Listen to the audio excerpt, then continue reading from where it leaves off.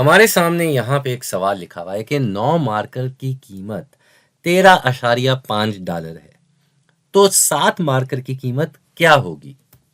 तो भाई साफ सी बात है, जैसे जैसे मार्कर बढ़ेंगे कीमत बढ़ती जाएगी और जैसे जैसे मार्कर कम होंगे कीमत कम होती जाएगी। ये तो एक उसूल है और हिसाब की दुनिया में ये जो है इनके दरमियान एक तनासुब है, मुतनासिब ताल्लुक है। तनासुब इन दोनों के दरमियान बरकरार रहेगा।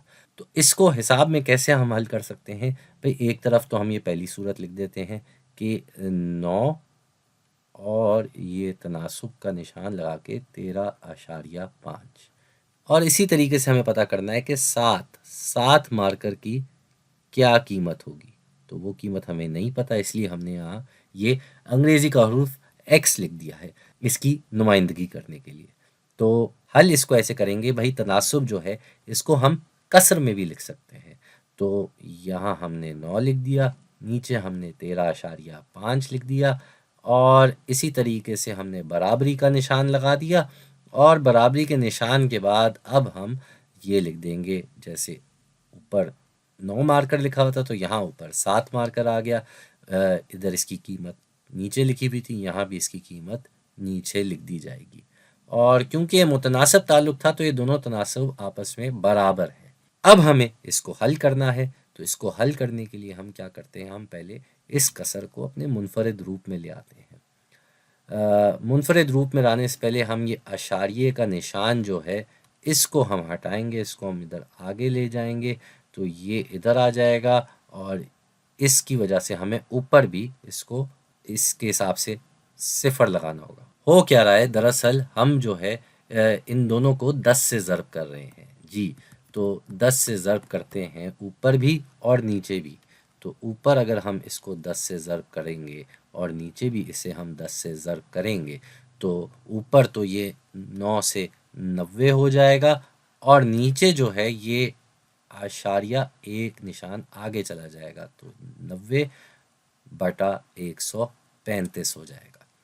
अब इन दोनों में जो है वो 15 नंबर जो है वो जाता है 6 मरतबा जाएगा 90 में और 9 मरतबा जाएगा 135 में। मज़ीद इनके दरमियान मुश्तरका ज़रबी टुकड़ा है वो है 3।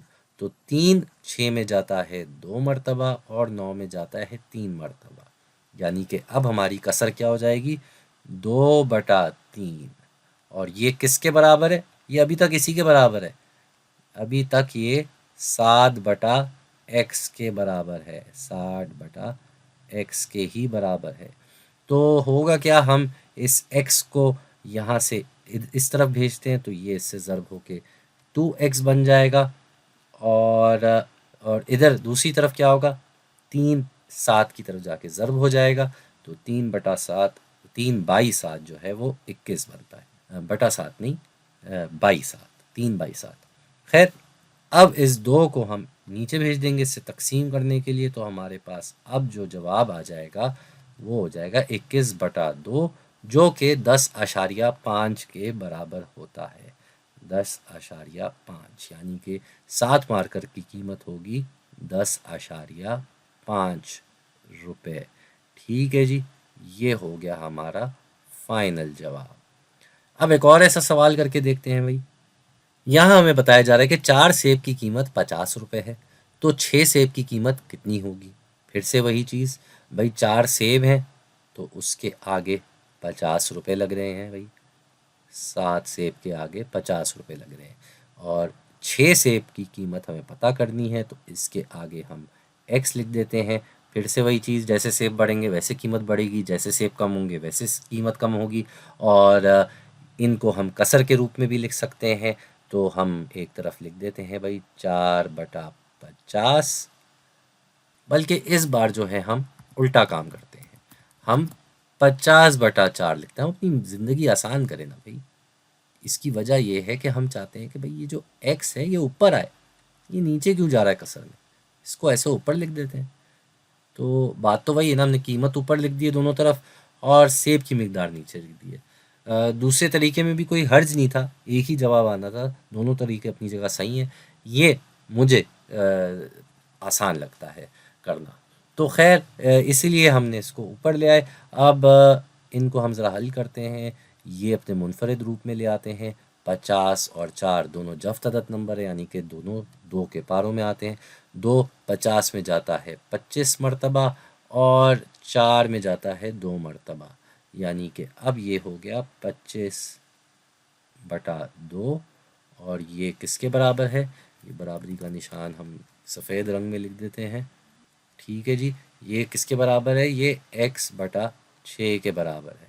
तो x की मिकदार पता करने के लिए हमें इस 6 को उस तरफ भेजना होगा और ये उस तरफ जाके इसका उलट काम हो जाता है। यहाँ ये तकसीम हो रहा है तो उधर जाके ये ज़र्ब हो जाएगा। और ये किस तरीके से होता है आप जानते होंगे, मैं एहतियातन बता रहा हूँ कि हम इक्वेशन में इसमें दोनों तरफ 6 से ज़र्ब कर रहे हैं, तो हम बराबरी का काम कर रहे हैं। तो यहाँ पे ये 6 और ये 6 कट जाएगा, सिर्फ x रह जाएगा। इधर क्या होगा भाई? इधर ये 6 और ये 2 आपस में कट जाएंगे, क्योंकि 2 6 में जाता है 3 मरतबा। तो हमें 3 को 25 से ज़र्ब करना है, जिसका जवाब होता है 75। 75 यानी कि x की मिकदार जो है वो है 75। और ये x क्या बता रहा है? ये x बता रहा है 6 सेब की कीमत।